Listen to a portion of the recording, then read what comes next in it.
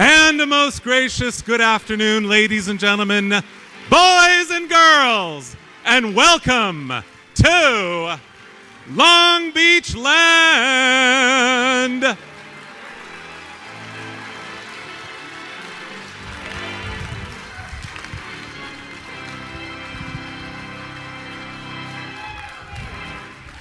Oh, the power of the pipe organ. I know. So when they said, thank you, first of all, for all being here and everything, when they said, do you want to do a show at the Scottish Rite Temple, I said, yes, that'd be amazing. And then I walked in here and I said, well, of course, we have to have Music Day Oregon, don't we? And indeed, I made a couple of phone calls and an angel appeared. And there he is, Mr. Robert York. Ladies and gentlemen.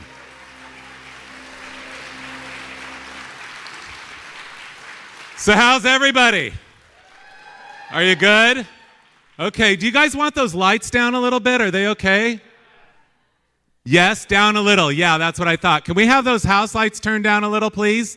You guys, I mean, seriously, this is not a place that is accustomed to having, well, I guess I can say, outsiders. This is the Scottish Rite, and they do have and have had since the year of 1924 secret events in here. So I was happily escorted out yesterday. I didn't know they were in the middle, and boom, right this way, please, sir. And out I went. I'm like, I don't know what I just saw, but I'm going to never forget it.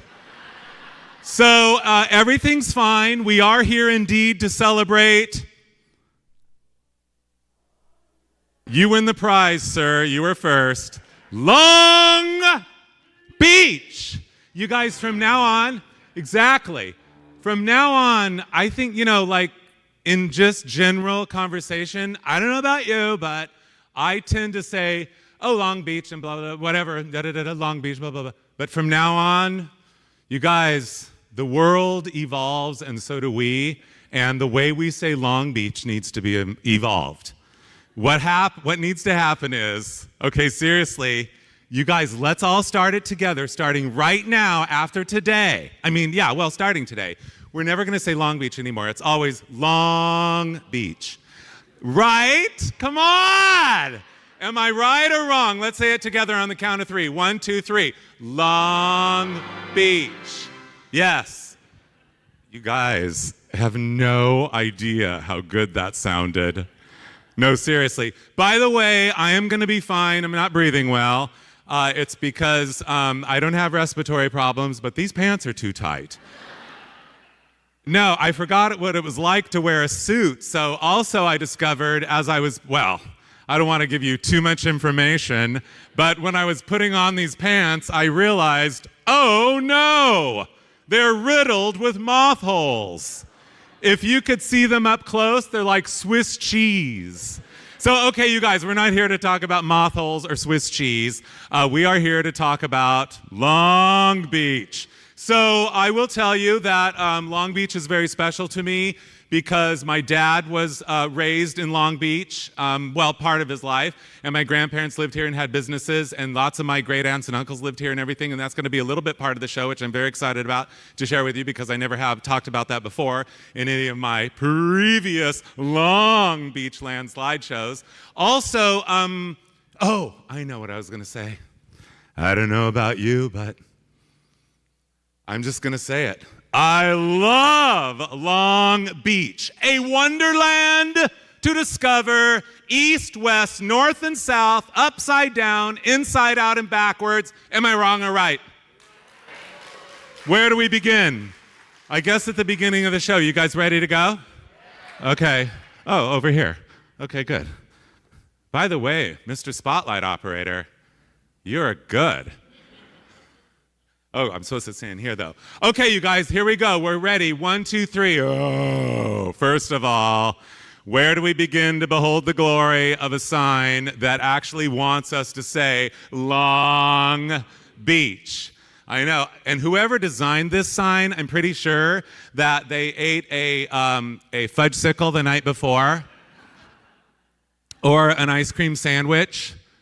Don't you love ice cream sandwiches? I know. Don't you love this sign? So I will tell you guys, this sign was, so you know where the peninsula is and it goes to Seal Beach? It used to go all the way to Seal Beach. So when you came in from Seal Beach, not on PCH, but on the peninsula there, this was there, welcome to Long Beach. Now that's the south west side of Long Beach. On the north, oh no, clicker. There we are. It's probably gonna go forward now. Okay, it's not. Yay, whoa. Oh, technology. What are we going to do? We're married to it. Yes, we are also married to the glow of the glory of this stunning image because it tells us virtually all roads lead to Long Beach. Yes, indeed. It also tells us that, well, I don't know about you, but all of a sudden, I don't know why, I have a strange, odd craving for... Oh, you guys are good. Yes, indeed I do. First stop, Northeast Long Beach, Grissinger's Drive-In Coffee Shop at the corner of Atlantic Boulevard and San Antonio, built in the year of 1951. Yes, this car hop, it says car right there on the right. That is, well, it's basically car service. This is a car hop restaurant, and the miracle of it is that it is still there against all odds. There we are. Yeah. Seriously, I know. I mean, this should have been, by all standards of reality, bulldozed in like 1974. This is a 1951 car hop restaurant and diner, and it is very significant in the realm of the California car cultural food service realm of reality because of the fact that it is first of all, it's a free-form diner, and it has that big sign. It's part... The original drive-in restaurants were round with a pylon sign up in the middle. This one is edging its way to the street. It's actually next to the street, stretched out a little bit, and the sign moves forward because, it's a little more modern than the older ones. But it is a very rare example of a picture-perfect streamlined diner, and I absolutely love it. I go there as often as possible. Okay, there we go. And how much do we love the fact that it looks like a flying saucer landed in North Long Beach? Yes, it is absolutely a mid-century modern gem, a hidden gem, very undiscovered, very underrated, and I behold the glory of every time that I go there. There are many details. Yeah, I feel the same way, believe me. Those coffee shop letters that have been there reminding us what it is since 1951 send my spirit into the stratosphere every time I look at them. Not to mention that curved wall of glass, that gracious overhang of the awning there that rounds around that corner, welcoming you to take a gander. What, were we talking about geese all of a sudden? I don't know. No, everything's fine. Yeah, I know. It's just unbelievable in every way, every day. This is George, and George is the owner. He started there as a busboy in 1975, he told me, and he is still the owner there. And every time I go in, I say hi to George. One day he's like, well, because when I first kind of started talking to him, which is the day I took this picture, he's like, you ought to see the old menu. And so I did and everything. And anyway, so he showed me northern halibut, shrimp dinner, golden brown fried chicken, and, mystery meat. Originated by our employees with a tasty sauce. I don't think I'll be ordering that, will you? Instead, I do what I always do, what I've always done, and what I'm always going to do until the end of time, because it makes me happy and it brings joy to the entire restaurant when I say to the waitress, she says, may I take your order? I say yes. I will please have a short stack of pancakes, and then I wait like 3 beats and I say, with a face on it. And every single time, the same thing, which the eyes roll and she goes, okay, and then she walks away and goes, why would a grown man be asking with a pancake with a face on it? Every single time. So I did it there just 3 days ago at George's 50s Diner, and what did I get? You know why I do it? Because I love to be reminded there is hope.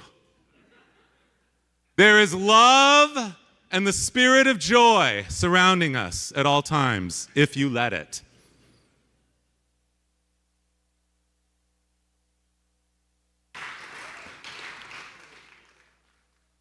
And besides, they taste really good too. Now, every time I go to George's 50s Diner, I stare across the street, wishing this were still there.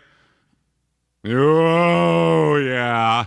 Welch's Restaurant, claimed to be the most beautiful restaurant ever built in Long Beach, and I think it was. Built in the year of 1947. As you can see, it's a mid-century modern masterpiece, a round corner, the rotunda, and that slanted glass of window panes coming to greet you as you pull your car in there to the porte cochere and get out and say to yourself, I love that shade of orange they've painted this triangular post.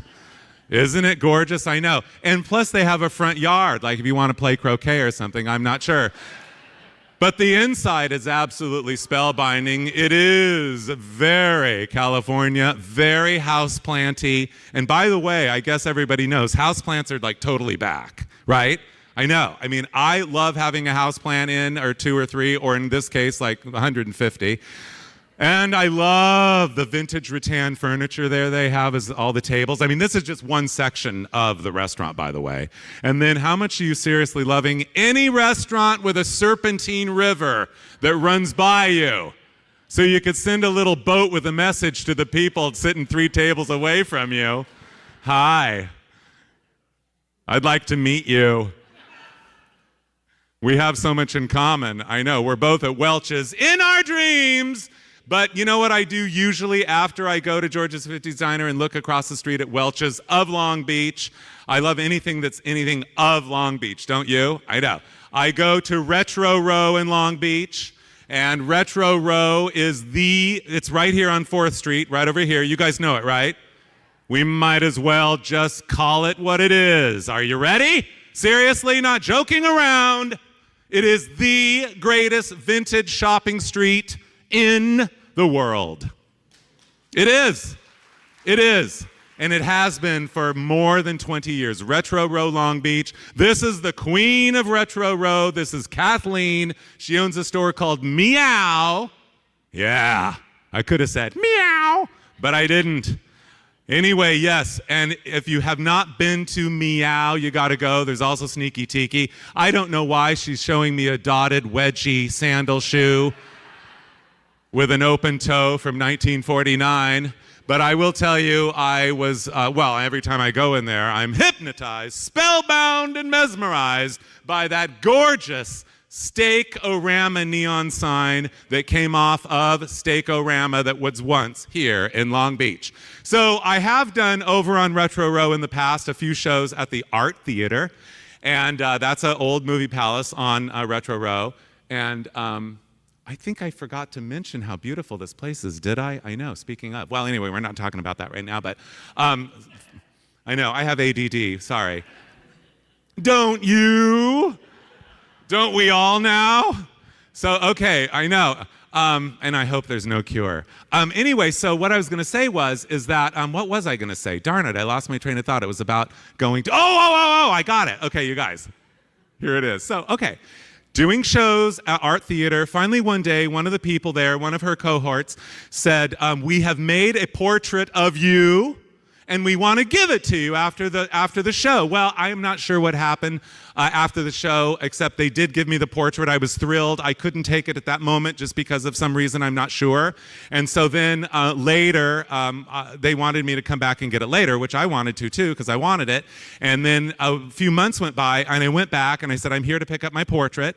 And it's so nice of you. And the girl goes back to get it, and she comes back. Oh, no. Oh, God, no. I'm so sorry. I'm like, honey, what's wrong? Rats ate your face off. But here's the portrait. Before the rats ate its face off, you guys. I thought I was looking at a mirror when they gave it to me. Speaking of looking, at that point, I don't know what happened, but destiny delivered my eyes to something in the case of all these things in the case at that store, meow, and it was this badge right here. Electric shopper. I was spellbound by, first of all, electric shopper of Long Beach, California, Calif. I was spellbound by the font designers in the house. Now would be your time to take a note.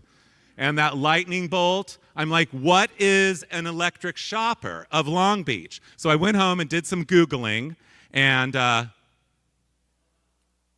1960 electric shopper, all electric, 2 passengers, 30 miles on a single battery charge, operates for 1 cent per day, dependable for more than 25 years. So that means it's going to self-destruct in 1985. So I could not believe my eyes. I mean, this spoke to me in ways that nothing has ever spoke to me before.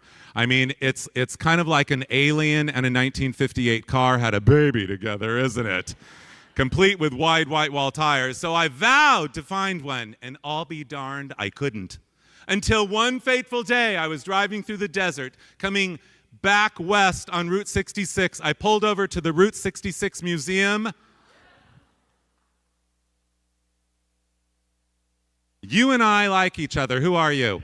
And the rest of you, come on, look at this. It's a mid-century modern masterpiece.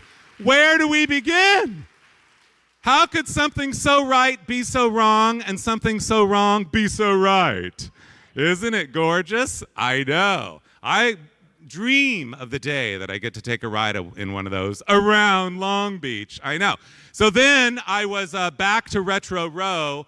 I walked outside one night, and I'll be darned anyway if this 1958 Cadillac wasn't parked here, which, by the way, is the exact car in the exact color that my grandparents had when I was a little kid. And these are my grandparents from Long Beach. So this car has been lowered. Apparently it's on bags. It's been bagged, as they say, don't they? Is that how you say it? Yeah, but the weird thing was, so was my grandparents' car when I was a little kid on bags, because in '58, General Motors offered airbag suspension, but it failed immediately. And so my grandparents' car, I remember, I was old enough to remember, I mean, it was a used car, by the way. I'm not that old. But anyway, so they would go out and their car would be sitting on the garage floor, and they'd have to start it and go back in the house for 10 minutes. And then they'd come back and the car would be up and ready to go. I know. Anyway, my grandparents basically moved, and my dad, when he was 1 year old, moved to Long Beach in 1939 from Ojai, not Ohio, Ojai. Yeah, Ojai. And anyway, what happened I know, this is Pine Avenue, looking north, and I believe that's Broadway, right, you guys? Yeah. So the building you see there on the left, the terracotta building, that beautiful one, the Art Deco one, that is still there. Up right in the middle there, Farmers and Merchants Bank is still there. The big building on the corner with the luggage sign in front of the bus is gone. And the Foreman, and it says Adam Hats, that building is still there. And this is the year, I believe, about 1940-41. And what's weird to me is that I did a little research on what car that is turning the corner there. That is a 1940 Dodge. And my whole life, I heard my grandparents always talking about how much they loved their 1940 Dodge that they had when they lived in Long Beach. So I don't know if that is them or not. Actually, if it is them, it looks like it's a car with no driver. Apparently, it's not them. But anyway, so my grandparents had a bakery at the Wilmore Hotel, which still stands. So I, for the first time ever, looked up the address the other day. I did a little research, and it was in that little building, that little doorway of the Wilmore Hotel, Geraldine's Pastry Shop. I know. They always talked about it and everything. They moved to Ontario in 1952. Where I'm from. But anyway, they lived here from 39 to 52. And so they always talked about the Wilmore Bakery, Geraldine's Pastry Shop, blah, blah, blah, blah, blah. And they always went on. And I couldn't believe that it was that doorway was still there and everything. So I went there and I had a moment. And then I thought, well, if I'm going to look up there where they worked, I'm going to look up where my great-grandmother lived. And so she lived, when I was a little kid, we went there 2 times. This is like off of an alley, like kind of slightly north of downtown. Well, it's right up here, a few blocks. And I remember going there. First of all, I couldn't believe, like, who are we going to visit that lives in an alley? You know, I couldn't believe it as like a 4-year-old. And then we get there, and she says, oh, I have something for you. And it was this little candy bar. Well, it wasn't actually that little. It was kind of big, and it was called a 7-Up bar. I took 2 bites out of it, and I'm like, I hate this candy bar. But I didn't say it too loud because I knew better. And my mother's like, don't you dare tell her you don't like that candy bar. I do remember that. And then so we were going to go over again, and I remember a second time, and on the way I said, I hope she doesn't give me that candy bar again, because I don't like it at all. And I remember distinctly my mother saying, don't you dare tell her you don't like that candy bar.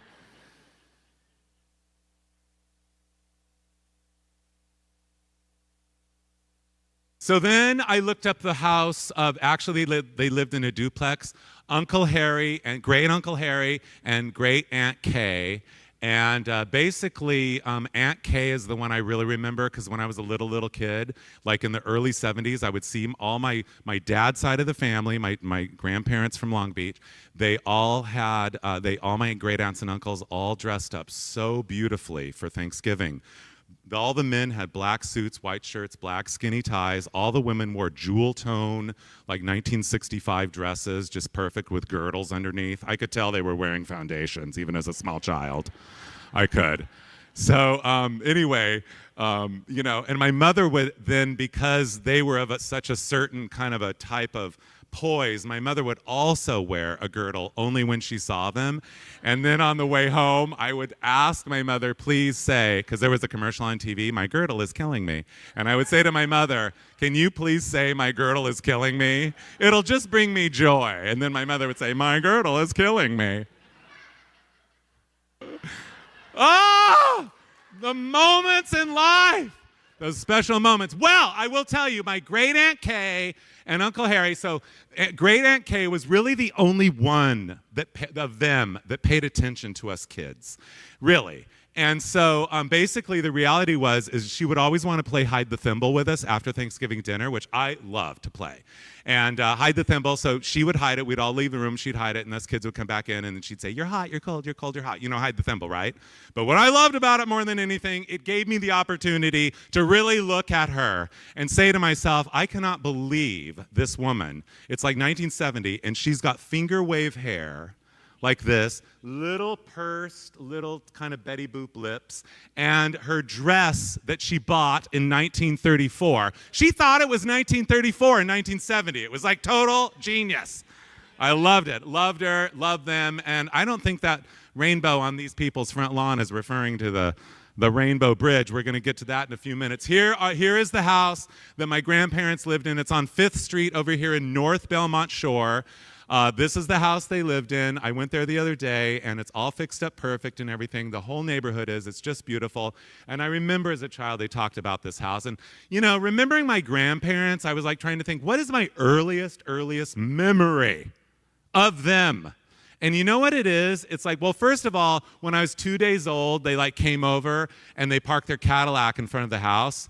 And so, already at 2, I recognized the Cadillac, 2 days old. And so I thought we were a rich family. But then I found out later the car was like 9 years old. But anyway, what I really remember about them more than anything is the first thing I really remember them saying to me was, don't interrupt. Don't interrupt. Don't interrupt, because I was an interrupter. So finally, they realized that nothing was going to shut me up, that I was constantly going to want to talk to them and ask questions and stuff. So finally, they didn't even say don't interrupt anymore. They just kept giving me like boxes of Cracker Jacks, and that shut me up. And then one day, my grandfather said, do you want some butterscotch pie?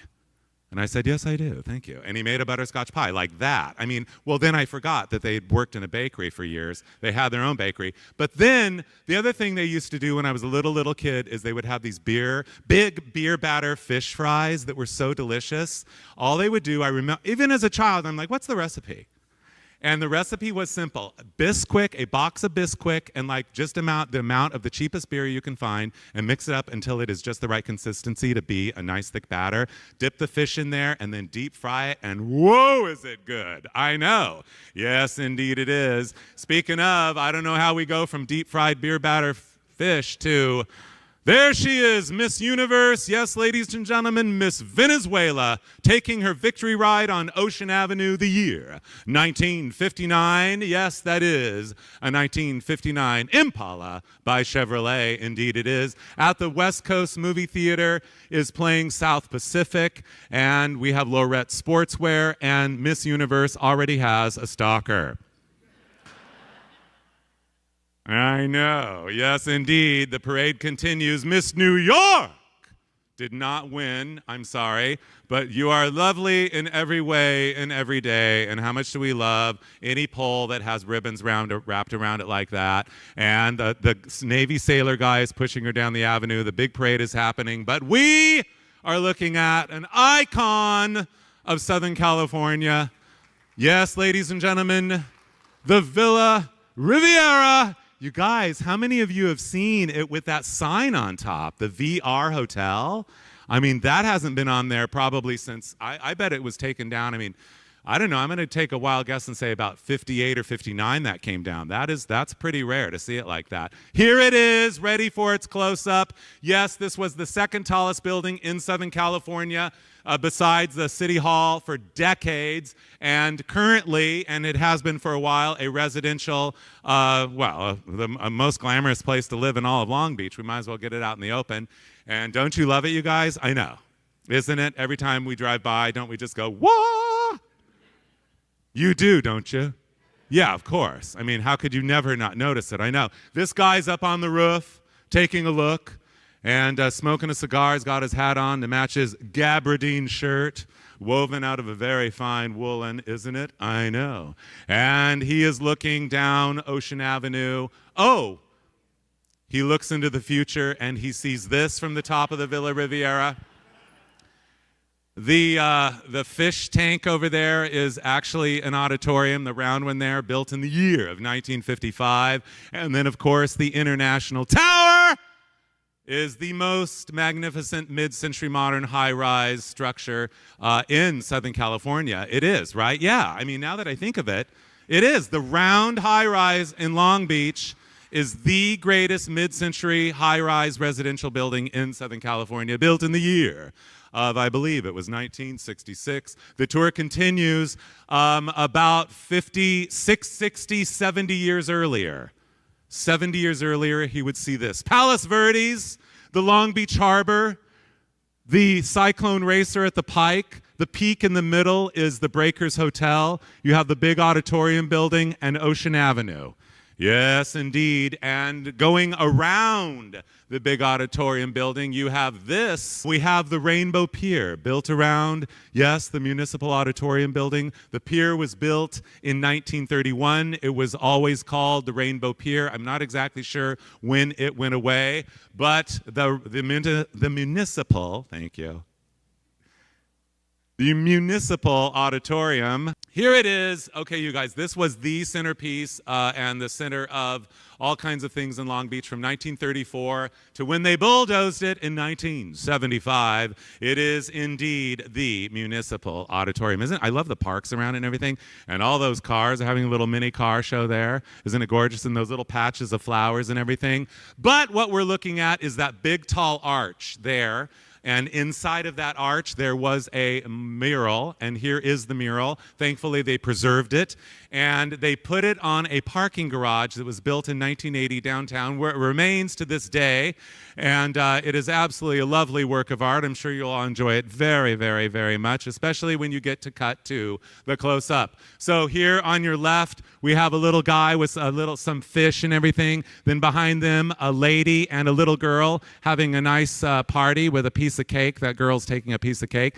Then we have a lady not too happy with a baby, maybe saying to the guy, I'm not sure if it's yours. Then in the middle, behind that pinwheel of an umbrella, we have what looks to be like a little lesbian energy happening there. One's more interested than the other.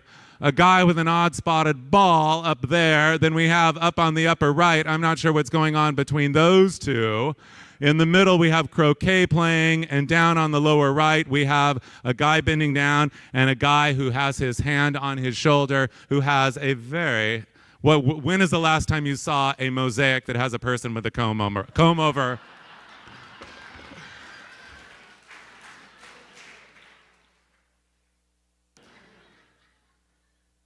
And then a couple little dogs. The blue dog. You like dogs? I know. Who doesn't like dogs? And here we are at the auditorium having a dog show. Yes, we are indeed. And I love the guy with the dog, and the dog is like really doing a great job. Those stripes, the people, and of course, the grand auditorium. But now I think it's time for us. Oh, we got to see these people first right here. These lovely ladies. There are those flower gardens again. Aren't they gorgeous? I know. And these ladies look so beautiful in their ruffles and flounces, don't they? Very 1949. Yet, we might as well just say, because we know those dresses, timeless, classic, in every way, every day. But you know, usually you don't see those. I love the little, whatever those little purses are called they have with them there. Made to match. I know. And behind them we have a giveaway. It says, beautiful modern 2-bedroom home to be given away free. Well, let's go home and see it. Here we are. Oh, the dog show continues. Yes, we are in Northeast Long Beach now, where we are in a tract of early 1950s homes. And I don't know about you, but I relish the day when collectively as a society we all agree that we would consider even, if not painting our house, the inside of our house, that rich shade of a muted teal green. Isn't that gorgeous? I'm really done with the gray. I'm really done with the gray. I'm done with the gray. The world needs color. Okay.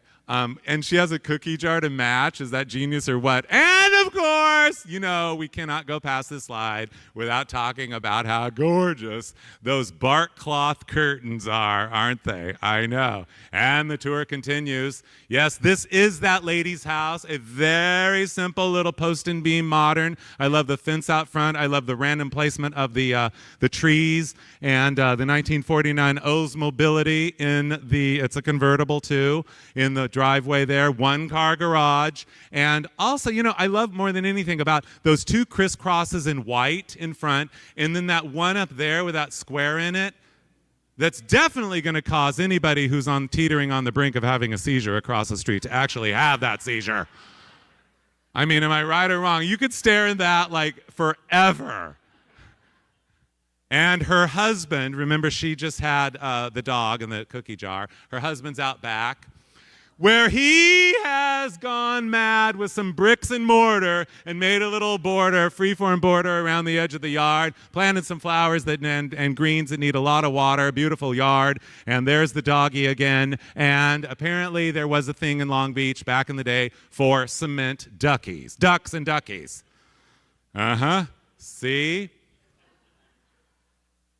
Again, the bricks and mortar, this time Saturn trim rings around every little tree there. And don't you love her in those grandma shoes? Both of my great-grandmas wore those shoes. And even when I was like 3.5 weeks old, I'm like, those shoes are different. That's a different generation. That's the older generation's kind of shoes. Like, they all still thought it was 1934, and I loved every minute of it. Taught me to appreciate the layers of time. Fashions change, but grandmas don't. Anyway, great grandmas. Yeah, this guy thinks his little ducks and ducklings are real, so he's giving them some water. And then we have these people right here. I don't know why that little duck is sniffing mommy's booty, but never mind that. They are having a drink. Cheers to the cement ducks in the yard. I know. And there's that brick border again. Lots of bricks and mortar borders around here. Wait, bricks and mortar border? That rhymes. Well, life is full of wonderful surprises. And the tour continues. So in that neighborhood, in the mid-century modern neighborhood, I'm not sure what's going on here, but I know, like you, I love that little pattern around that screen door, don't you? And then how much do you love this lady? At first I thought it was a ham decorated, but now I'm pretty sure it's a little cake. But that is heavily detailed. They're bringing presents. Here's another neighbor lady coming over.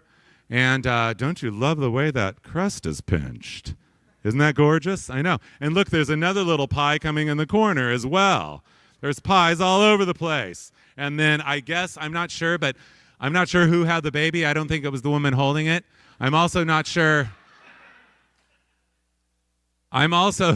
Not sure if the milliner placed those feathers in the up position like that for optimum optic style, or if the wind caught them. But look, the little child is wearing saddle shoes, you guys. How much do we all love saddle shoes? Where do we begin?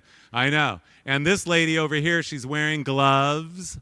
And, well, she took them off, but she's holding her little black gloves, like all prim and proper and everything. And then we have these people here, all dressed up and ready to go out for an evening on the town. Sir, that suit is stunning on you.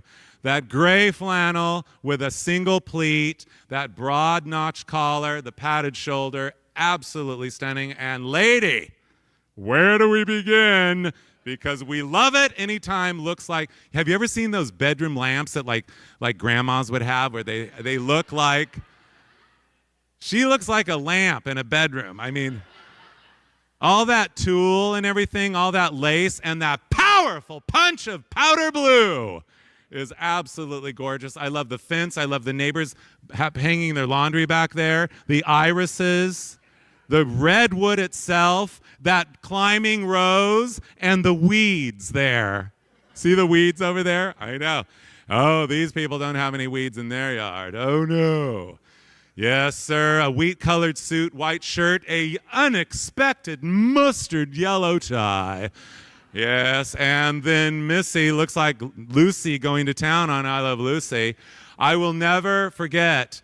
Well, I learned on I Love Lucy what a stone marten is. A stone marten is what she's wearing right there. They're a type of, it's like a breed of fox or something like that.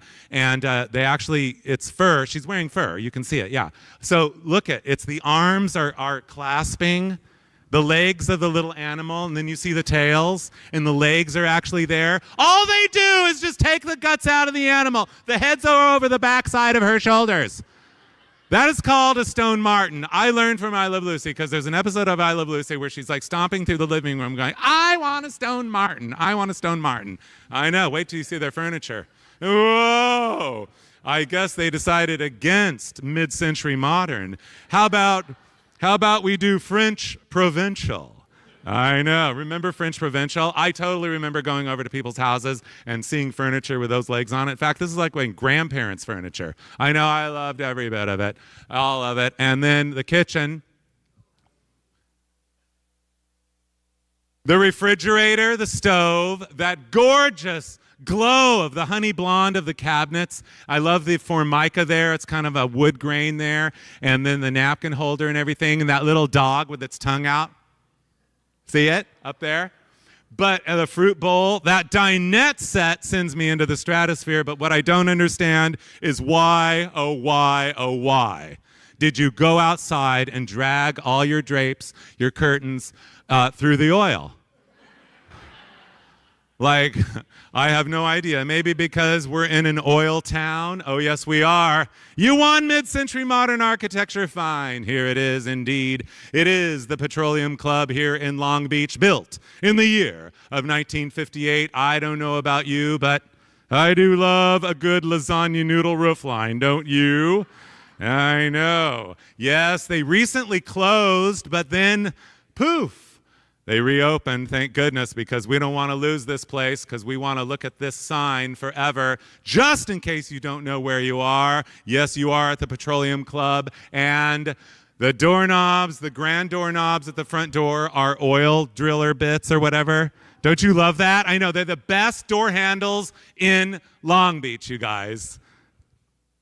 Oh, you don't seem to be that thrilled over them. Come on! Themed door handles to the history of the city we are in. I know. And when you go in, there's the dining room. It's like, have we died and gone to dining room heaven or what? Oh, I know. I mean, red, more red, and I love the biscuit and button pattern upholstery in a semicircle booth. That sends me off into the stratosphere every single time. And of course, those are paintings of oil wells in Long Beach. And here is the mural in the banquet room, painted in the year of 1962. I do distinctly recall the first time I was ever there. The lady, who was in charge of booking people in there or whatever. I was going to do a show there and did end up doing a show in there. But she said, oh, this, because I was going all crazy over this mural. I mean, it's unbelievable. So, and she said to me, oh, well, are you aware of the fact that it's a blacklight mural? I'm like, what? Lady, did you say blacklight mural?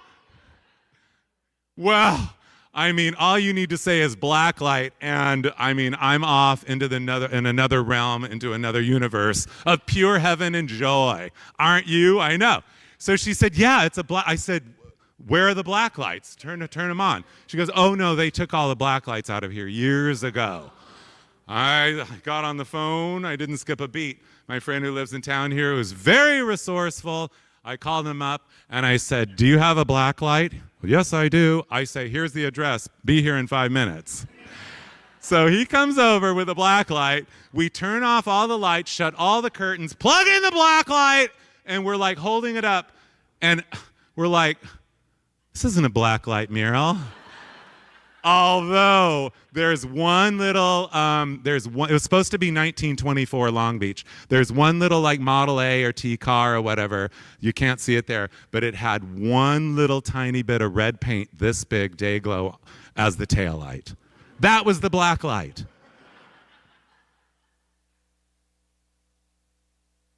You never know. Life is full of surprises. Most of them are wonderful. World famous Curly's, established 1932. I love this because this is the only place to go eat that I ever have been to or ever probably will go to that has 2 oil wells in the parking lot and has had since 1932. And they even survived the 1959 remodel and everything. And then I go inside and I said, what's the specialty of the house? And I'll be darned anyway, look what the lady served me. I thought, well, okay, I see. It's a hot dog and some potato salad. But weirdly, I mean, you know, I've been around the block several times. I have never been served a hot dog split anywhere I've ever ordered a hot dog or had a hot dog involuntarily. I mean, it just has never happened. So I'm like, that's weird, but okay. You know, it was delicious, of course. But so then, oh, you guys, you want to talk about classic? So Jost's is a bar in Long Beach, and you know, like every great town, the old bar is still there. And this is the old bar in Long Beach. And it is a glory to behold. So when you walk in the door without skipping a beat, they give you a basket of pretzel sticks and, well, I guess I had to order the hard-boiled egg. The specialty of the house is the hard-boiled pickled egg that they have since 1924. And, you know, okay, well, here it is. So... and they give you chili peppers or whatever those things. I don't usually eat those. I fear what they're going to do to my insides. But anyway, so you guys, I mean, life is great, isn't it? Especially when you can go somewhere and within 1 minute they give you the ingredients to make a little donkey. Spotted belly variety in bright yellow. I mean, is this genius or what? So, of course, I took the picture of it or whatever, and I'm like, okay, now, of course, I'm going to eat this time-honored delicacy. Yeah, we don't say delicacy enough anymore when talking about food, but we should start. So Long Beach is one thing, and then we're also going to say, like, for, you know, interesting, like, small little tidbits of things that are delicious, we're going to say delicacies. So this little delicacy of this pickled egg, I ate it, and as I was eating it, I mean, I don't eat that many pickled eggs because the only other place you can get them is Philippe's, downtown Los Angeles, where the French dips. You know that, except they're purple there. I don't know how they get them yellow here, and I'm not sure I want to know, but I took one bite out of it, and my brain, I don't want to say it, but I have to, because I like to tell the truth. My brain is telling me this tastes exactly like a rotten egg. I'm like, did they leave it in there too long or whatever? Of course, I gobbled the whole thing up. And anyway, the place is amazing. Then I ordered this. They have one other thing on the menu besides the pickled egg, and that is this, the sandwich. It's a hot dog split. and with a pickle spear, which, by the way, is delicious, served on 2 slices of rye bread with a little bit of mustard on it, and a piece of cheese. In this case, that cheese really wanted to stay close to the hot dog. But I will tell you, this flavor profile is heaven on earth. How often do you have a hot dog with a pickle in it on rye bread? It's really good. Where are the hot dog bun makers in the house? I have a note for you. We are ready for rye bread hot dog buns. Okay, and then you go into the back room and you are enveloped by this rich glow of time. And let me tell you something. I go east, west, north, and south, and my favorite thing to find, and it's rare, is a time warp. It is. I love time. I respect time. I'm very in tune with time. And here we go into a room. Look at that table and chairs right there. Oh, someone stole the pepper shaker, but oh well. No, those chairs, that cabinet, all the stuff on the wall, those big antler deer things, the pool tables, the rich, warm glow of that green. Look at the floor. Look at everything. I know. It's absolutely heaven. You guys got to check it out. Oh, you want heaven on earth. Okay, fine. Maybe this is more your speed. Oh, Dave's world-famous burgers and dogs. It's time to eat. The appreciation factor, you guys. I know. I mean, it's such a great little place. So, by the way, when I pulled up in the parking lot, I saw those like rows of potato chips bags, and I thought, am I at a lay stand in Hawaii? I mean, you know, in Hawaii where they have the lays for sale, and some of them are hang down like that. You guys know that, right? Yeah. You've all been to Hawaii, please. You have an airport right here. If you haven't, you can get on after the show and go there. It'll be there by this evening, and you can see what I'm talking about. Well, anyway, then I was thinking about it, and I thought, gosh, I want to make a lei like that. And, you would connect it so it goes around your neck. But then I thought I could make it out of Lay's, little bags of Lay's potato chips, and then I could have a Lay's lei. Thank you. Thank you. Right? Yeah, sometimes you just think of things. A Lay's lei. Okay, fine. So anyway, then I order, okay, by the way, you guys, I've been around enough to know when you go somewhere that has a specialty of the house, that's what you order. Order it. So the specialty of the house here, you guys, is the jumbo chubby.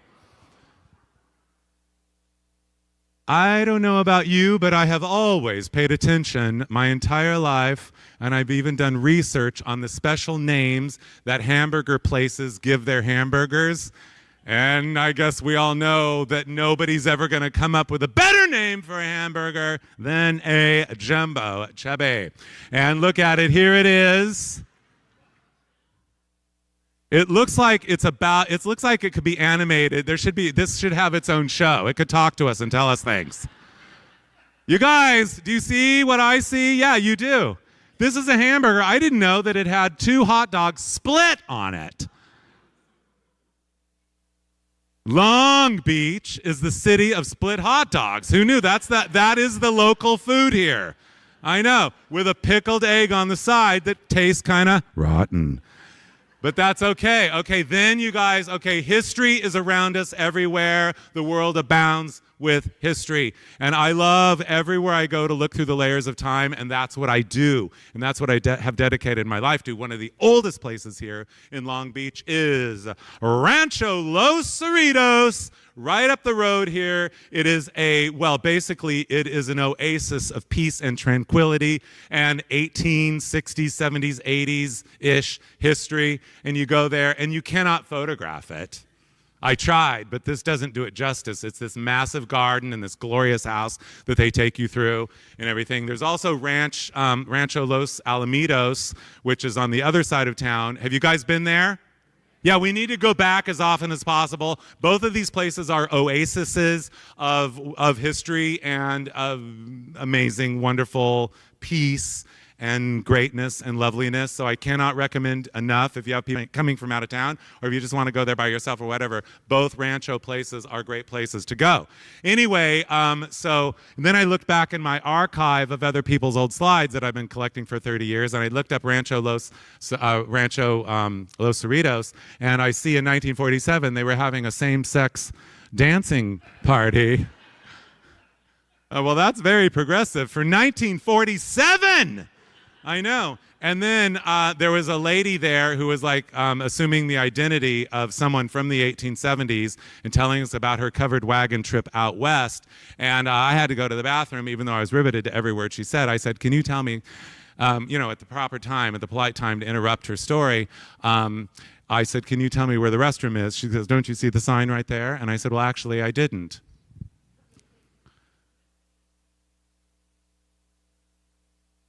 You know,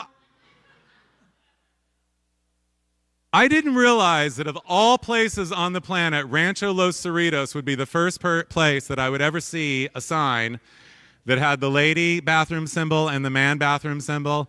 And I'm not sure, is that a medieval person wearing a tunic that got caught in a breeze or what? I know. And then after that, we decided to go to get some fresh strawberries because there still are strawberry fields among us. Here in Long Beach, over on the west side of town on Santa Fe Avenue, there is a little strawberry field, and it's absolutely magical, almost as magical as this sign, the mother strawberry and her two children strawberries. You guys, beauty is everywhere around us. So is art. And am I wrong or right? This is gorgeous. I know. Find joy everywhere because it is.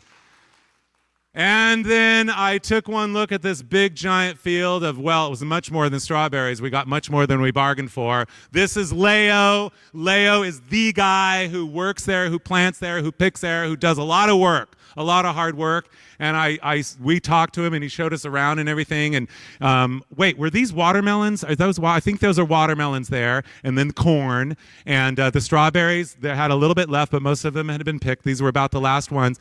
And I'm like, I look at the picture later when I get home, and I'm like, we were eating this. He was giving us them to eat, the strawberries in the field. And I was like, these are the best strawberries I've ever had. And then I get home, and I realize, I think I ate beaded strawberries. Aren't they gorgeous? They look beaded, don't they? Beaded, B-E-A-D-E-D, beaded. Yeah, I know. Or sequined, aren't they? I know, they were absolutely gorgeous. He said he didn't use any pesticides or anything, but right around the corner is Western Exterminator Company. We all know this guy, right? But I've never seen the little guy there. There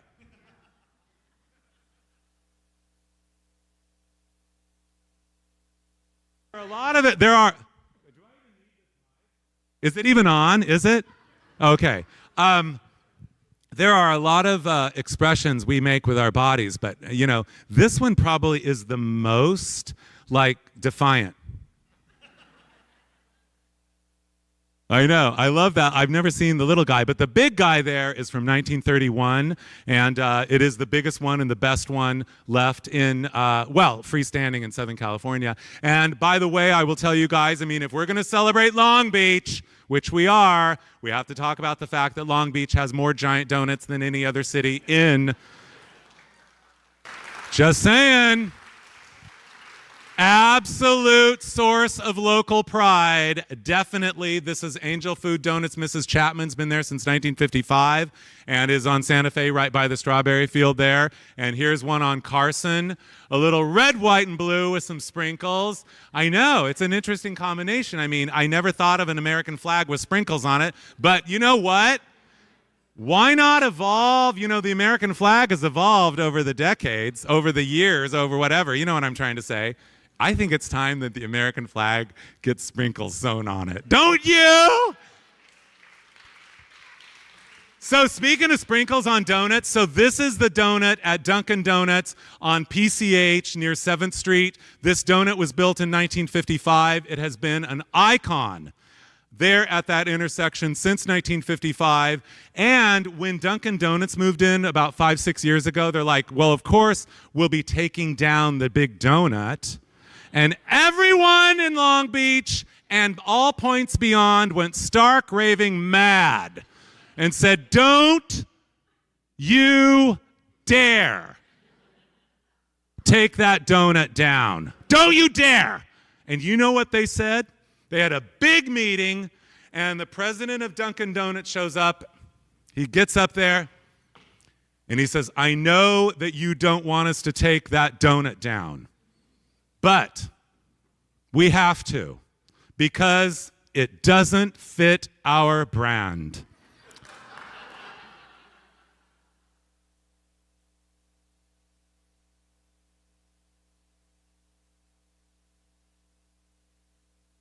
This is my favorite of all the Mrs. Chapman donut stands left. Bixby Knowles on Long Beach Boulevard, Angel Food Donuts. I don't know why, but okay, well, I pretend that I don't eat donuts, but I do. I mean, in my mind, I say, no, I don't eat them because, and then, of course, I do all the time. But I will tell you, I went there, and I was trying to cut down, so I had them leave off the sprinkles. I don't know why, but... You guys, I just want to say, though, seriously, not joking around, this is real. Best donuts that I know of are here at this place. I went in there and I told them, I said, I don't know what you guys do extra special to your donuts, but I just want to say they are the best donuts. I've been east, I've been west, I've been north, and I have been south, and I can't get a better donut anywhere than here. I'm not sure if they understood what I was saying, but the sentiment was totally there. I'm just saying, I mean, you guys got to go check this place out. Okay, the tour continues. Oh, back over on the west side of town, Bill Williams. I don't know about you, but I love a big stucco wall that gives way to a chain link fence, don't you? Since 1945, it's been there. And we're not here to see the wall, though it is a wall of wonder. Indeed, it is in every way, every day. We're here to see the little man up there. In the realm of modern pop culture and mid-century appreciation, neon signs are absolutely at the pinnacle, peak, top of the list of wonders of the many things that we appreciate of that era. And here at the building, the welding place since 1945, has stood this man right here. He is a welder. Occasionally, it'll be 9:30 at night, and I'll be at home, and I'll think to myself, why am I at home right now? Why don't I get in the car and drive down there and see if the welder is lit up? Well, he's usually not, but anyway, he maybe just one little piece of him. But anyway, so by the way, if you're like me, you like anything written in rope, North Long Beach, don't you? I know. Handy's smoked meats. He also does knotting, but anyway, he would be good at macrame. It's this guy right here, David Handy. There he is. David Handy is he is the best meat smoker in the Western Hemisphere, and his shop is called Handy Smoke Meats, and it's right next door to the Long Beach Creamery, the ice cream shop in Bixby Knowles. Have you guys been there? It's really good. But I have been to the creamery several times. I tell myself I don't eat ice cream, but I go out for it every other night. But anyway, posture. Forget to stand tall. Anyway, so finally the other day I'm there and I smell smoke, like good smoke. And it smells like barbecue. It smells so good. What is it? As I'm licking this ice cream. And I look around and there it says Handy's Meats. And so I go in there and I get some salmon for me and my friends and everything. Smoked salmon. Oh, you guys, absolutely world class. Indeed it is. Also world class bacon broil. Bacon Broil in North Long Beach since 1965. Same family, homespun and family run, the Young Award family. We got to give it up for them because in 1965 they hired an advertising agency and they came up with this, and it's still on their wall inside. And I don't know about you, but I love it. And I love their pies there and their cakes and everything else there. I don't know. Yes, this looks so good, and this is good, you guys. It's the best bakery in Long Beach. It is. You got to go there. Jongewaerts, that is a beautiful carrot cake. And look at how light that cream cheese frosting is on there. Then I went to Domenico's, you guys. Domenico's is in Belmont Shore. You know Domenico's, right? It's been there since 1954. They claim they're the oldest restaurant in Long Beach. And so when we were done, typically I always say, I'm just going to have 2 pieces. And, well, usually it's 4. But anyway, the manager comes up to us and says, you know, we were talking and everything, exchanging pleasantries. I mean, it's so, where else do you go these days where the manager's walking around greeting every table? So anyway, so I said, well, I forgot what I said, but anyway, I probably complimented on the patina on that pizza tray. It's gorgeous. I know, all those slices, like that's 1 million slices over the years. Well, the place has been there since '54, as I said. But anyway, what I was going to say is that he said, we served the first pizza in California. Well, I'm thinking to myself, really? So I actually Googled, and there's some pizza place in San Francisco that claims they started 20 years earlier or whatever. But what am I going to say? No, you didn't. And then, okay, you guys, the other specialty of the house, of course, besides pizza, is this salad they serve you. So I've only been there 4 times, but basically it's what everybody kind of gets. You get this salad, and I don't know about you, but I always enjoy getting a salad that looks like a clown and a Dalmatian had a baby with a bowl of lettuce. I know. Anyway, so the salad dressing on it is like, raises a lot of question marks on on your taste buds and in your brain at the same time. So I'm like trying to think, like, how did they coagulate this dressing? I mean, it's like coagulated. It's an odd texture that I've never had anywhere else, but they've been serving it since '54 because it was like great-great-grandma's recipe or whatever. So anyway, so finally I thought, well, I'm going to ask the waiter. And I said, waiter, excuse me, could you tell us the secret of this delicious salad dressing? And he did not skip a beat. He said, it's mayonnaise and gelatin.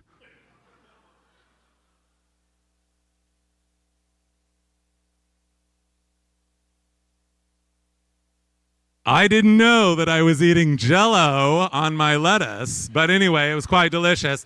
Really, it is quite good, you guys. I mean, it's a flavor, it's a texture thing that you have to get used to for a minute. But anyway, it's quite good. Chuck's Home of the Weasel, locally world famous. Chuck's been serving it up. Well, actually, Chuck passed on to the great weasel in the sky. But anyway, here it is since 1964, and this is the famous weasel. I like to concentrate on towns, on local foods, and here it is right there. That is scrambled eggs with cheese, chili, onions, and cottage fries. And they call it the weasel. I know. I mean, what are you going to do? And then, oh, you guys, the Pike.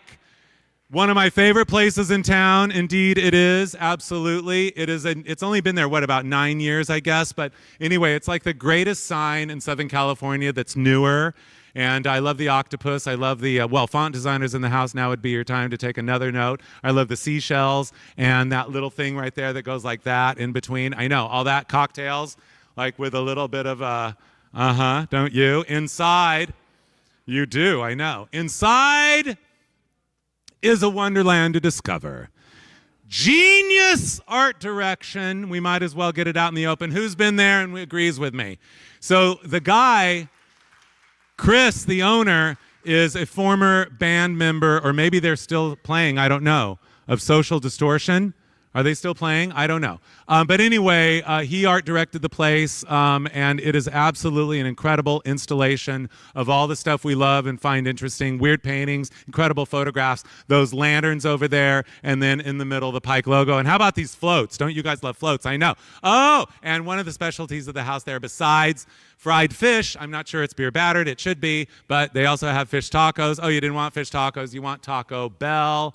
This is the oldest remaining Taco Bell building left still selling tacos, but it's not Taco Bell anymore in Southern California. Of course, we love fast food history too, you guys, because we might not have invented it in Southern California, but we perfected it.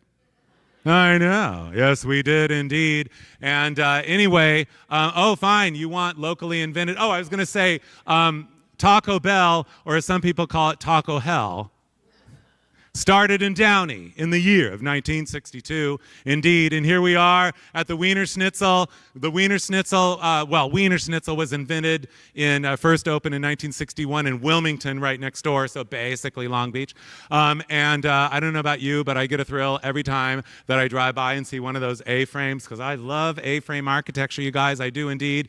And these are, this one you can drive through. And there's a guy in a white pickup truck there. And then this guy in his little wheelchair buggy with his little dog, he probably just drove through. I know. But don't eat too many of them. I only go, you guys, seriously, not joking around. If I'm lying, may I be stricken down dead tomorrow. I like Wiener Schnitzel. We used to go there when I was a kid once in a while, so I like it. And I always get the same thing, mustard dog, plain. I'm kind of a minimalist. I don't want a lot on my pizza and on my hot dogs. I just really want mustard, so mustard dog. But I only allow myself to go there, seriously, once every 5 years.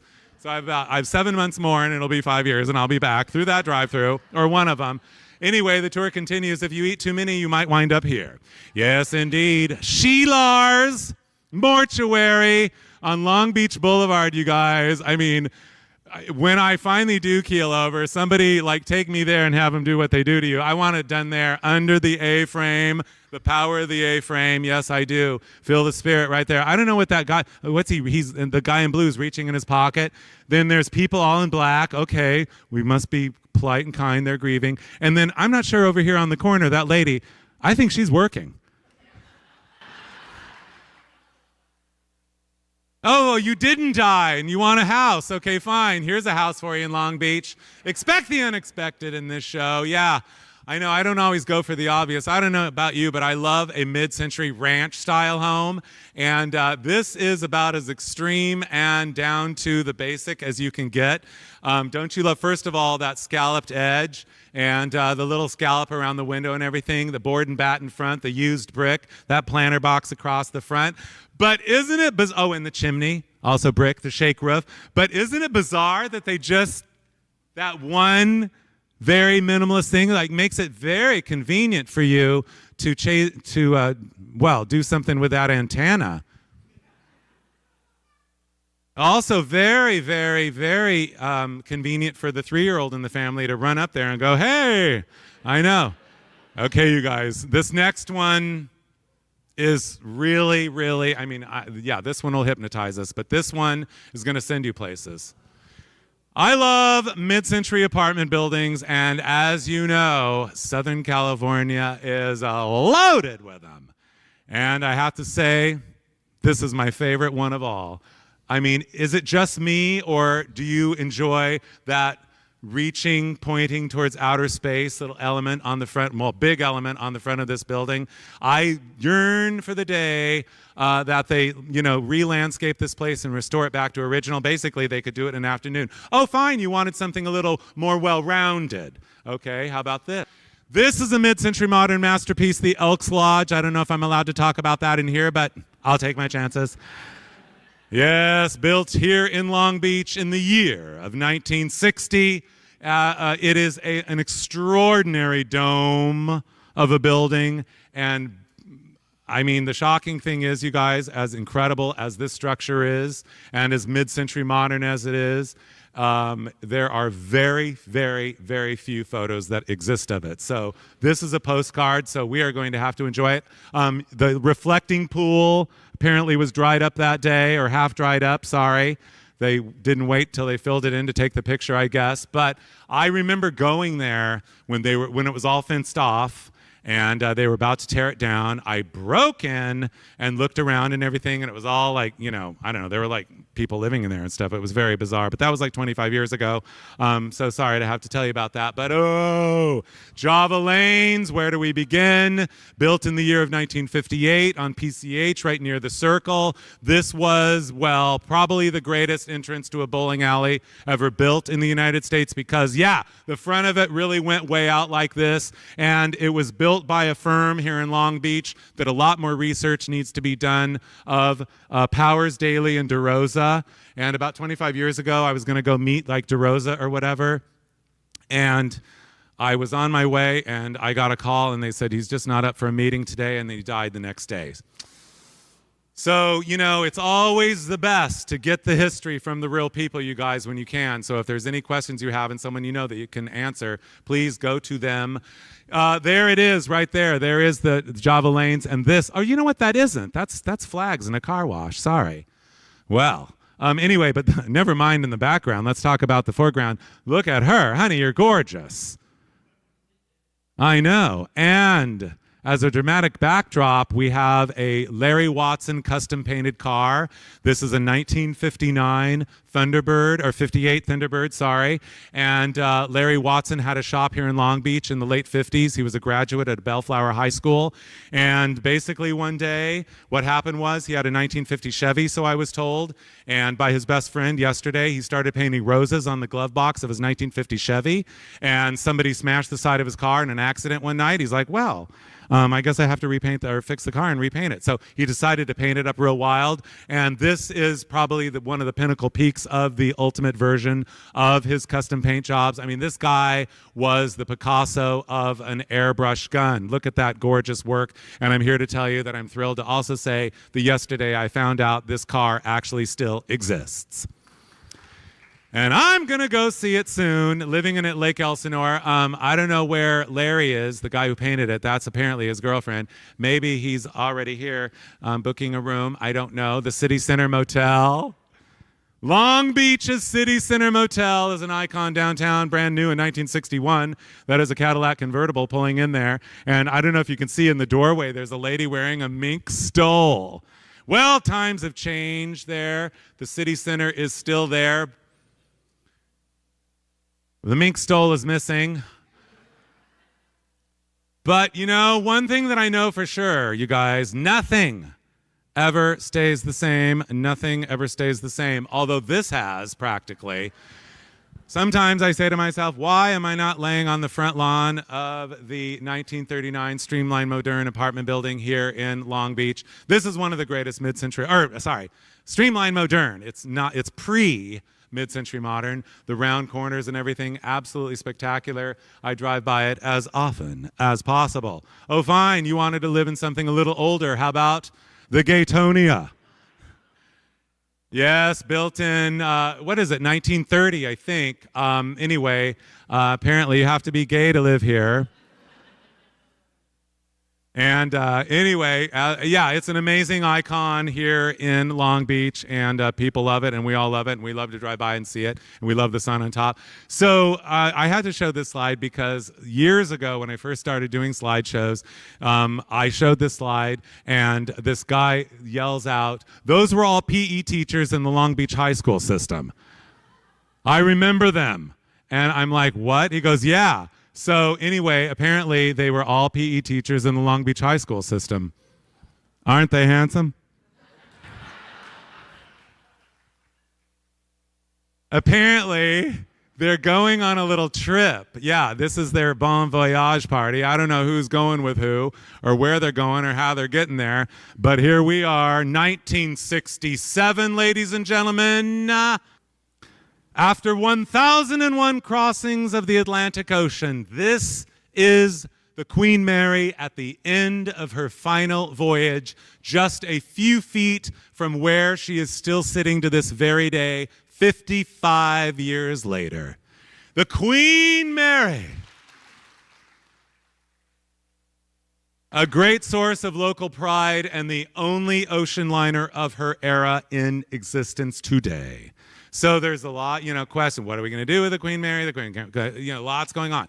So I haven't been on the Queen Mary for about, I guess it's been 5 years ago. Some friends came from Kansas City, Missouri.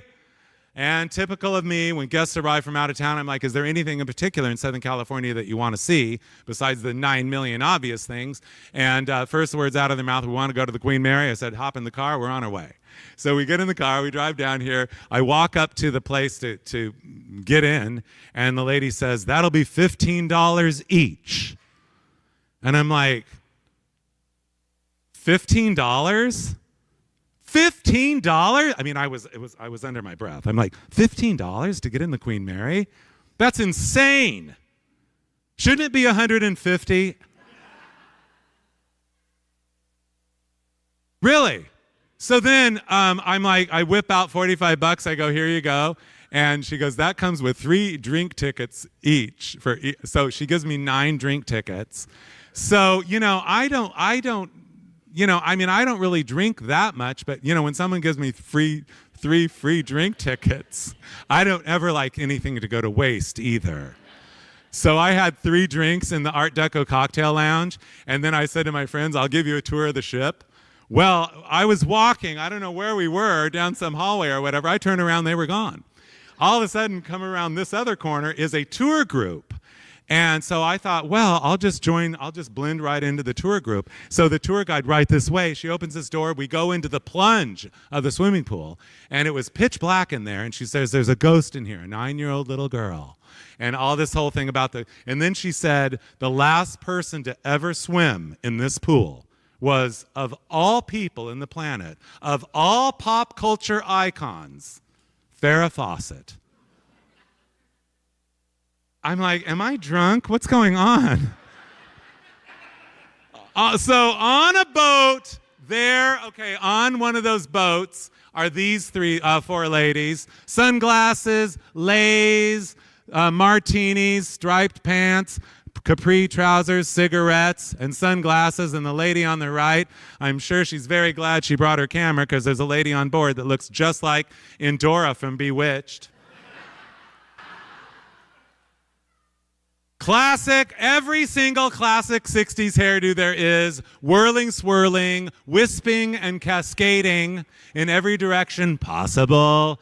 I know. And she's having a moment because she's probably like, having a time travel moment in her head when she remembers 20 years earlier in 1947 in that very same harbor, we had the world's largest airplane, the Spruce Goose, taking its one and only flight. See, Howard Hughes built this big, giant wooden airplane so it could transport things to, during the war effort and all that, and the wartime and all that. But by the time the plane was done, the war was over. The plane wasn't even done yet. So you know what I'm trying to say. He didn't get it done in time. The war ended. The plane wasn't done. So finally, in order to get paid, they said, well, you're going to have to prove it flies. So this is the one day it was actually out in the water.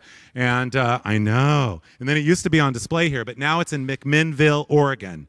So I saw it here and I saw it there. If you ever go to McMinnville, Oregon, make sure to go see the Spruce Goose and see what they discovered when they took the wings off to move it, that Howard Hughes, bless his heart, didn't want the poor plane to sink, so he blew up beach balls, which were brand new in 1946. So the wings were full of beautiful, colorful beach balls, which, like, all these years later have held most of the air. I know.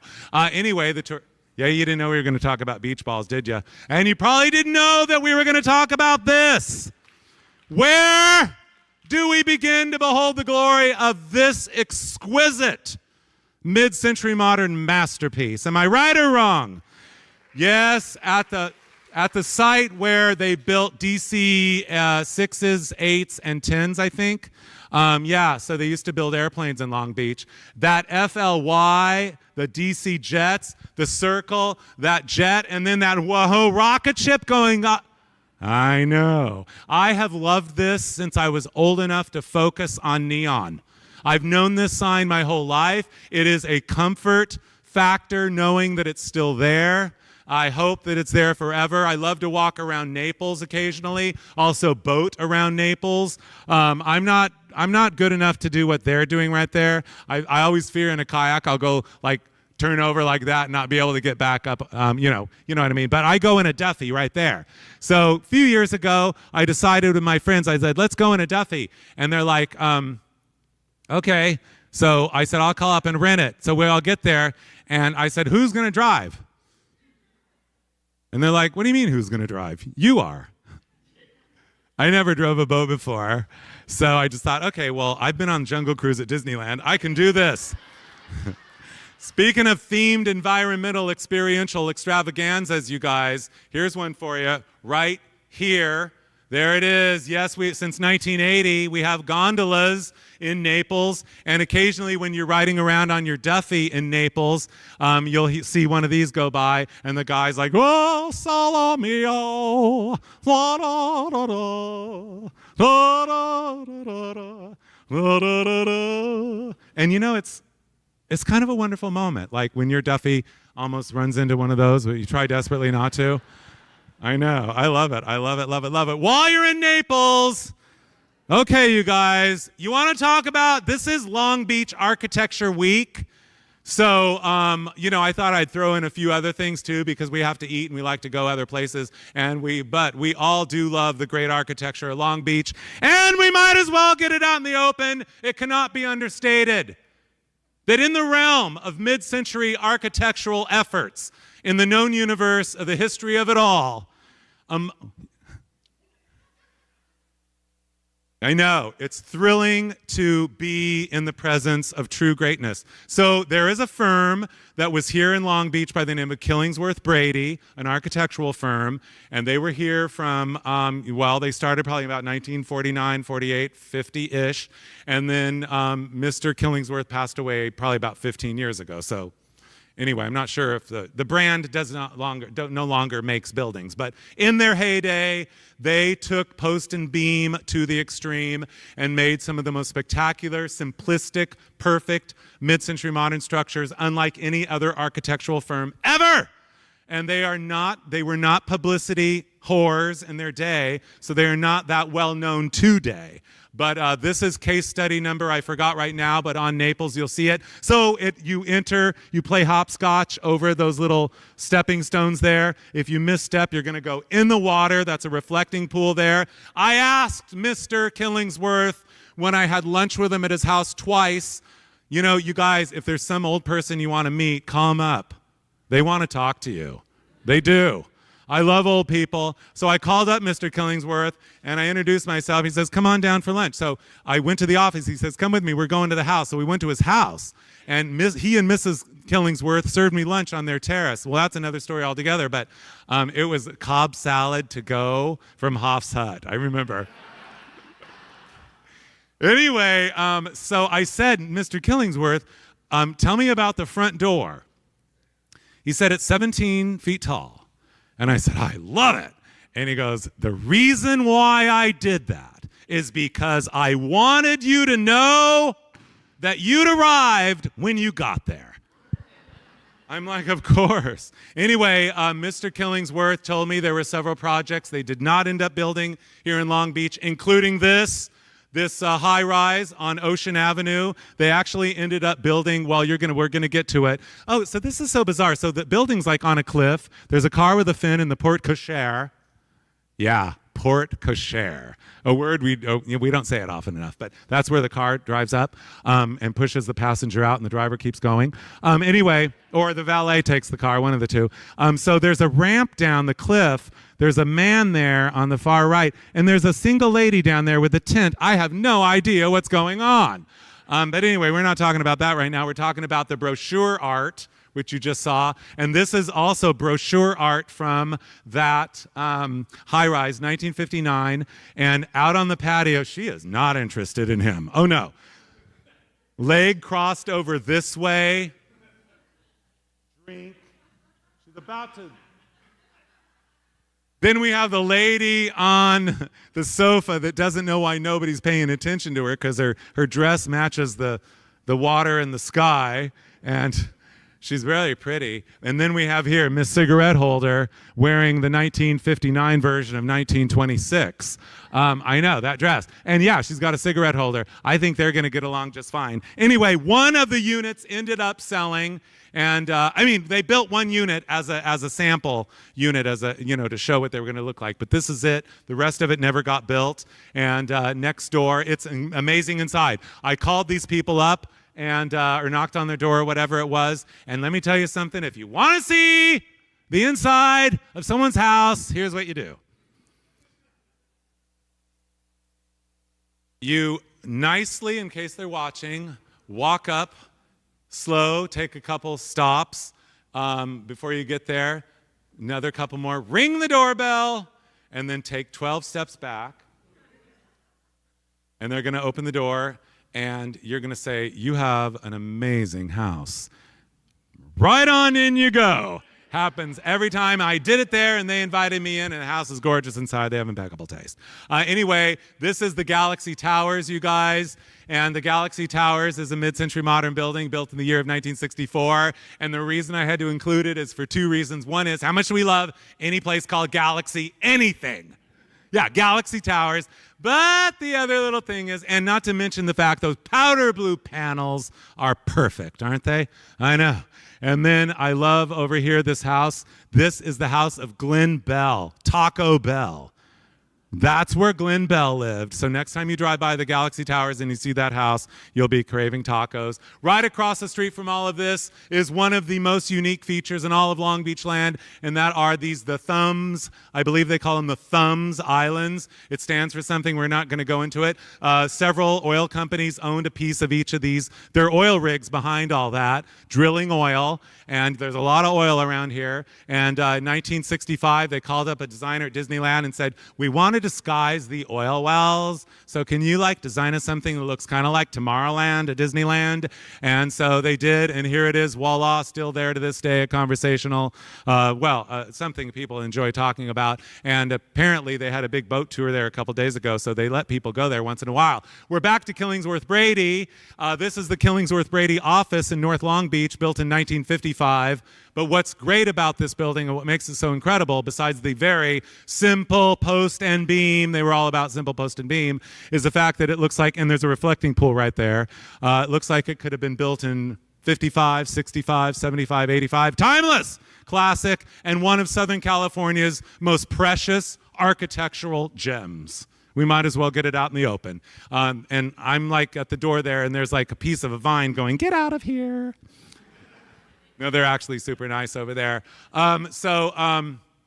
Anyway, okay, here we go. Here's another one of the Killingsworth. They were all about the post and the beams, as I said, and this is a pie-shaped lot, and I love the way the beams and the posts just keep on going for your pleasure and mine. The Cambridge building, built in 1958, is very exclusive, for it has a wall on each side coming almost all the way to the street, a reflecting pool, and a big box of glass coming out to greet you, saying, don't trip and fall into the reflecting pool as you walk back to that 17-foot tall front door. Mr. Brady lived here in this house. Come on now. There we are. This is Mr. Brady's house.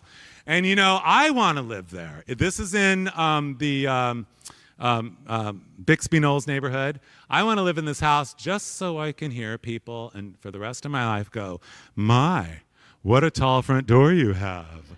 I know. Speaking of post and beam, speaking of architecture, we take it to 1902. To kind of when this town really started to blossom, someone decided to build the bathhouse at Long Beach, right on the beach, 1902. Here we are having a good old time at what was later to become the Pike. On your right there, the amusement park area of Long Beach, the carnival, if you will. On the right there is the Robert, I love it. So, yeah. Oh, magic. Keep going, please. So Lee's Barbecue and popcorn and hot nuts there, and the little boy enjoying, I don't know what that is, but something there. And then here we are, 1954.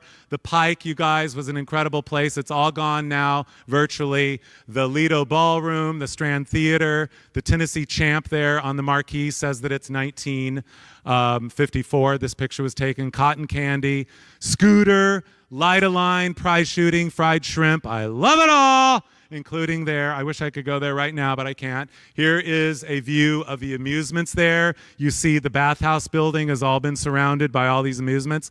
This shot was taken about 1957. And over here, I know, isn't it? Don't you love? Yeah, hello, I know. All gone. And these little, I know, having their little boat ride. She's striking a pose. There's nothing to it. He's very busy keeping his eye on what comes in front of him. He doesn't want to run into anything. I love the little kid way over there on the far right, though, because he's got a captain's hat on. Oh, And by the way, I will never, ever drive a boat without wearing a captain's hat. I know. The parking lot and everything, they're having a car show in the parking lot. I love that. And then this is, this was clearly Long Beach that was written on this slide that I found, and I didn't know what it was. The first time, I better calm down, that I ever had a show in Long Beach, I said, I don't know what this is, but it's such a great shot, I had to show it to you.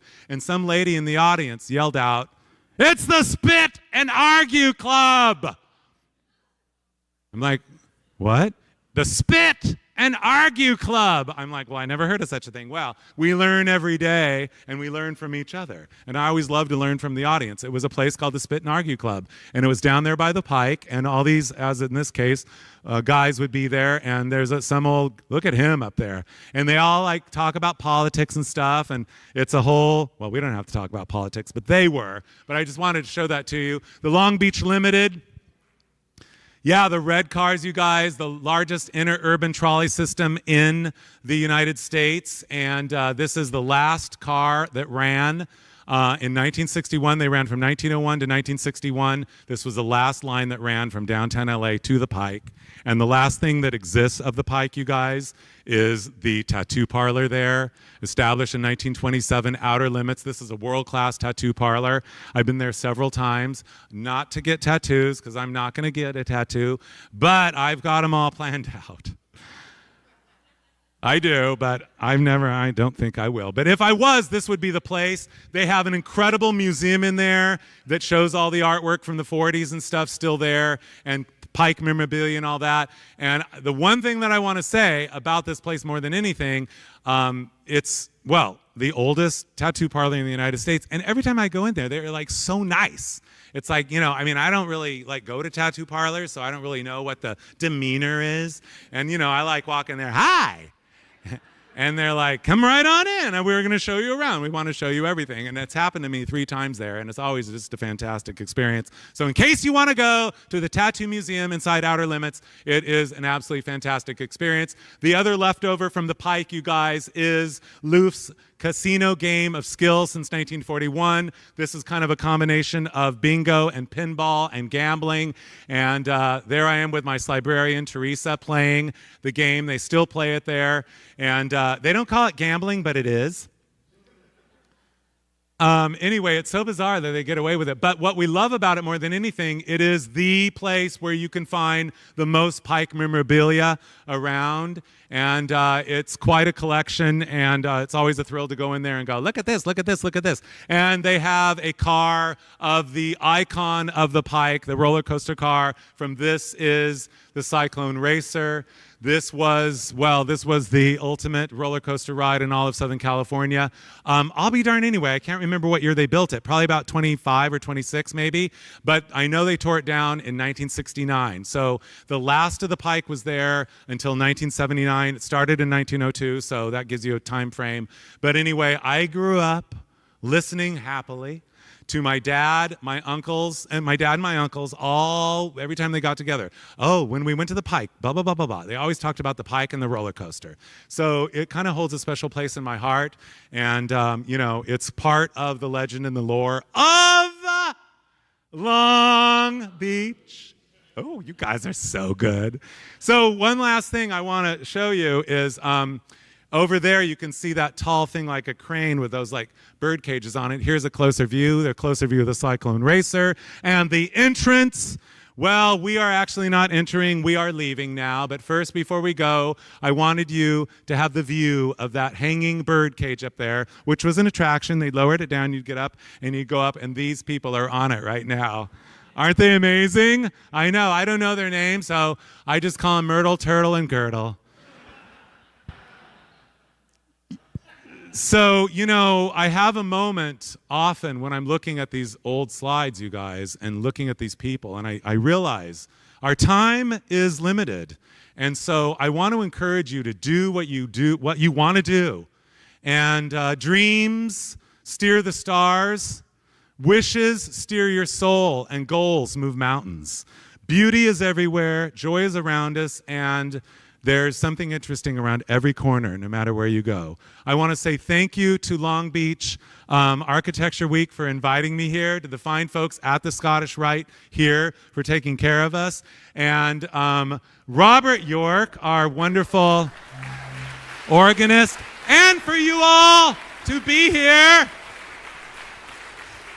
Thank you, Robert. Please start playing because we want to hear as much as possible. And to all of you for being here, behold the glory of Long Beach.